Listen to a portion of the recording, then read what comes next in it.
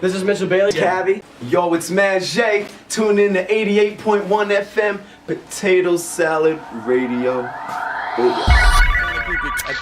If I said somebody put me on, or sort of I'd gave you that say nod, like, yeah, he's good. Trust him. nobody. No. That's kind of my battle. It's trying to get those rapper cosigns. Right. Joe Run was the first one from Halifax that kind of introduced me to the scene here. Sure. But there was no one that took me to, the labels and said, hey, you got to sign this guy. Were there people that were like, I I had want to you to do it. open for this, or I want you to open for me, or something, or anything like that? D12 and Royce and Joe Right. Budden, when we did that tour a couple years ago, Right. they asked us to come out for that. But even then, they didn't know me. Right. It was a management thing, because I remember we did our first show in Ottawa, and the guys were all kind of... Royce was a little bit more friendly, because I knew him a little bit before, but the D12 guys, Joe and all them, were just kind of, hey, what's up? Yeah. Who the fuck are these guys on the tour bus Yeah, with yeah, us? yeah.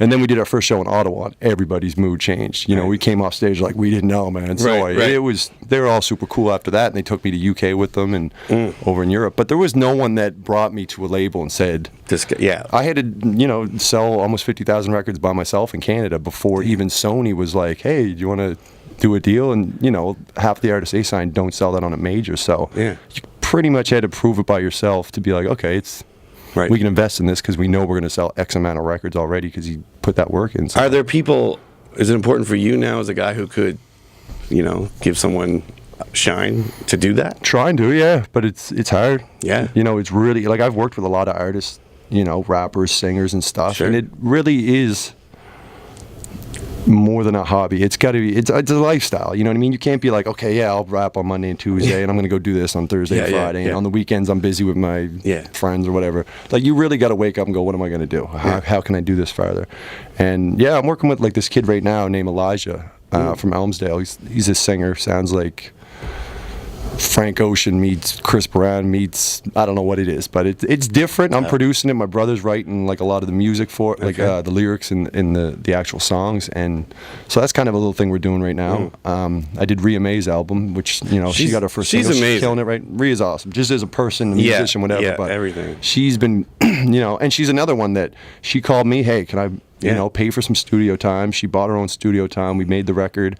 She went and hired her own radio publicist. Yeah. Got a close off on the radio. Sony heard it, and they're like, okay. They flew down to my studio, signed her on the spot. It was like right out of a movie. Like, it never happened that way for me. It was pretty cool to just see them get on a plane, fly to Enfield. We played them the whole album. They're like, the two guys looked at each other like, yeah.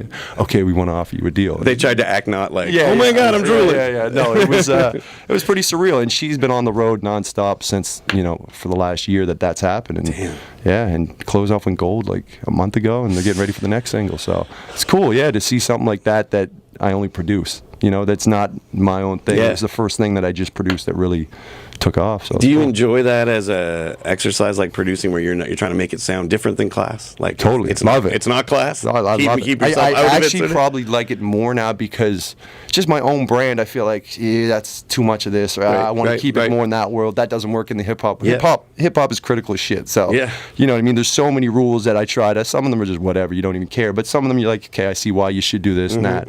But with this, it's like, man, if it feels good and it sounds good, do it. It's not my name on it. You know what I mean? Like, it's this guy, as long as he's proud of what the music he's trying to make. And, we put that work in and try to make something that's still, might be more poppy than what my stuff is, but I think it's still creative music. Definitely. And we need it all. I mean, we need all types.